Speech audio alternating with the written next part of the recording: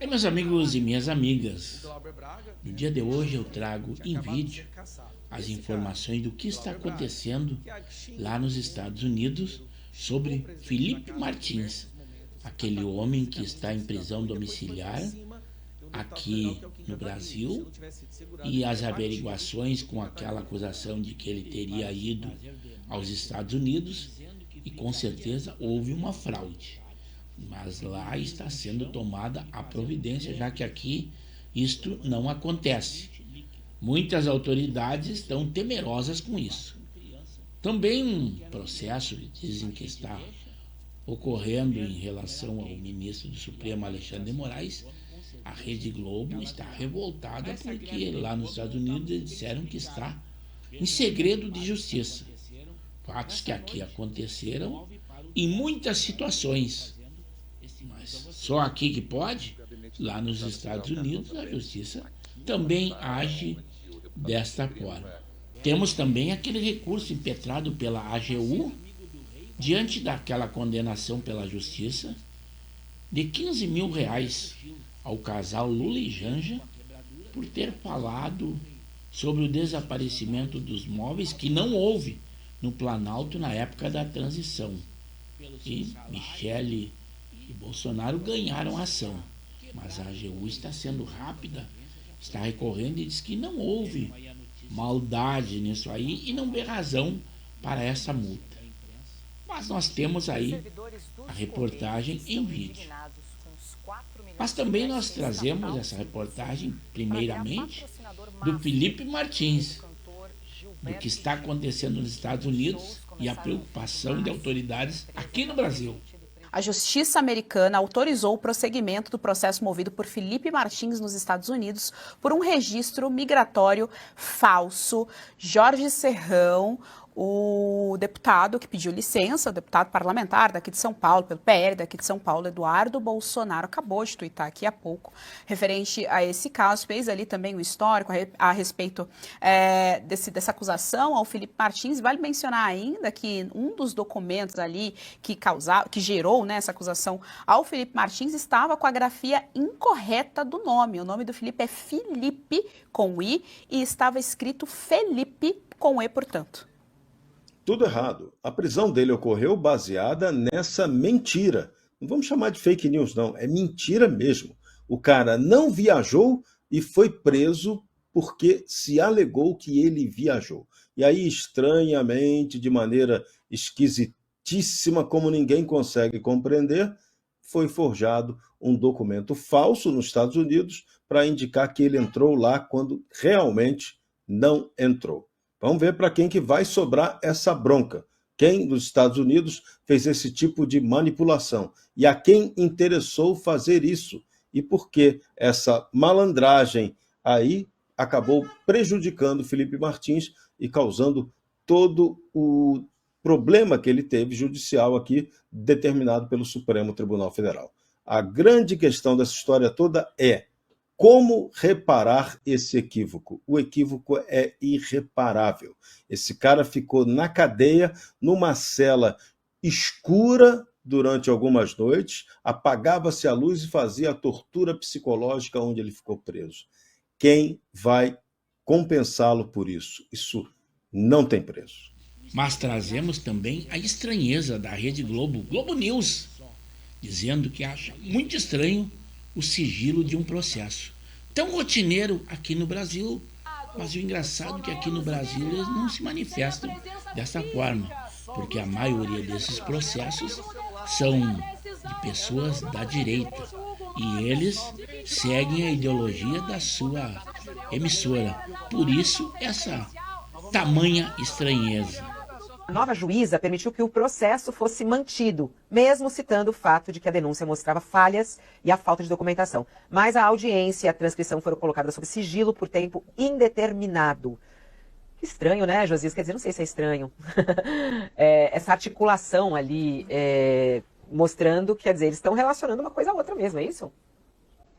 É isso, e tudo é estranho nesse caso, Fabiola. Você ficou hesitando, mas a palavra estranho é a mais adequada para definir o que está acontecendo aí nesse processo, né? Processo aberto na Flórida, contra medidas adotadas pelo Alexandre de Moraes no Brasil, como se o juiz brasileiro estivesse interferindo na rotina dos Estados Unidos. As decisões do Alexandre de Moraes, elas se destinam a regulamentar a atuação ou trazer para dentro da legislação brasileira a atuação de empresas americanas que estão aqui fazendo negócio, faturando, sem ter nem representante. Essa plataforma Rumble, por exemplo, não tem representante no Brasil. E o que fez o Alexandre de Moraes foi exigir que ele tivesse um representante, inclusive para receber as intimações das ordens judiciais. Né? E agora nós estamos diante de um supremo paradoxo, porque a acusação feita ao Alexandre de Moraes nesse processo é de que ele atua como um censor. Então está censurando usuários das plataformas dessa Rumble, e uma empresa de mídia pertencente ao Donald Trump se associou à Rumble nesse processo, e a acusação é de censura. Aí eles colocam sob sigilo o processo. Então eles acusam o Alexandre de Moraes de censura, e o nosso companheiro, o Jamil Chad, foi lá para tentar obter a cópia dos autos, né, para fazer uma reportagem, e aí descobriu que está sob sigilo.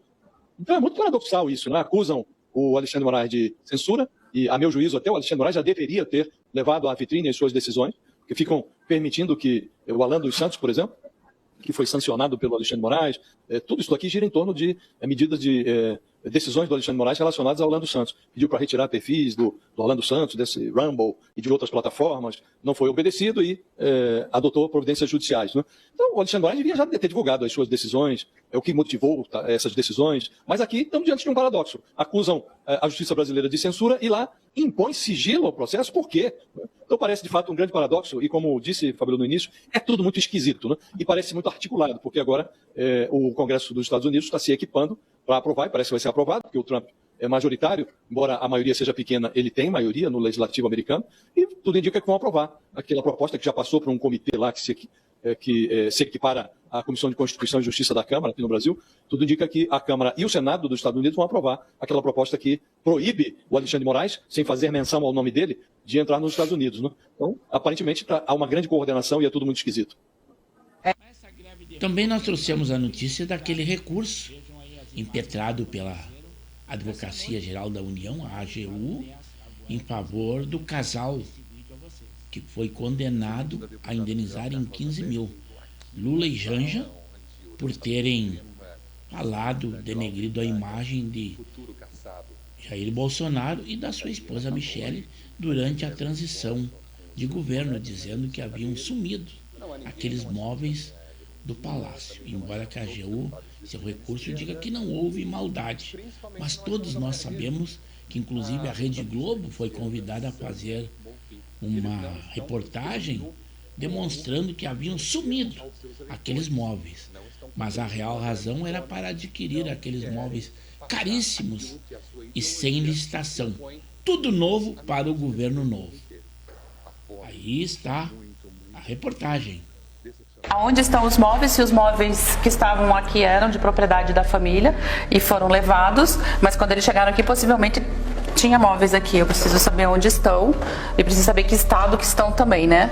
Enfim. Tudo que sai do palácio, que não é do palácio, é registrado. Sim, né? Porque sim, só que a gente não consegue achar esse registro. Uma polêmica que a gente acompanha desde o início, né, do mandato, desse terceiro mandato do presidente Lula ali durante a transição de 2022 para 2023. Agora em que tá, né, a AGU, que é a Advocacia Geral da União, entrando com um recurso contra a decisão da 17ª Vara Federal aqui do Distrito Federal, que decidiu condenar o governo do presidente Lula a pagar então essa indenização de 15 mil reais a Bolsonaro e Michele Bolsonaro por danos morais, após as críticas então da primeira-dama Janja e do próprio presidente Lula em relação ao estado de conservação dos móveis do Palácio da Alvorada. Vamos lembrar que lá no início do mandato, Janja abriu as portas da Alvorada, a residência oficial, chamou a imprensa para fazer imagens da situação, mostrou infiltrações, móveis quebrados, danificados, sujos, né, sofás sujos, enfim. E além dessa situação dos móveis, o presidente Lula também chegou a dizer que o ex-presidente Bolsonaro teria levado ou sumido com 83 móveis, objetos que pertencem à residência oficial da Presidência da República. Na decisão de agora, na ação, melhor dizendo, da AGU, entrando com esse recurso para tentar reverter a decisão, a AGU afirmou que essa declaração do presidente sobre o mau estado de conservação dos móveis se deu ali no contexto do exercício de função constitucional, com o objetivo de resguardar o patrimônio público. Vamos lembrar que em março, a Comissão de Inventário da Presidência, em março de 2024, acabou localizando todos esses móveis que tinham sido considerados perdidos, né, na fala ali do presidente Lula, dizendo que teriam sido levados pela família Bolsonaro. E foi exatamente com base nisso que a Justiça aqui do Distrito Federal decidiu que a fala do presidente Lula contra Bolsonaro teria prejudicado a imagem e a reputação do ex-presidente da República. E aí, enfim, veio a condenação com esse valor de indenização de 15 mil reais e agora a AGU recorrendo dessa decisão. Eu espero que a divulgação desse vídeo tenha trazido algum esclarecimento a todos vocês sobre o que está acontecendo atualmente no Brasil. Mas, ao assistir o nosso vídeo na íntegra, eu gostaria que vocês opinassem. E a sua opinião é muito importante e deve ser feita ali no canal de Pepe Severo no YouTube. E se vocês acharem por bem, se inscrevam no canal, porque nós temos edições diárias e os mais variados assuntos.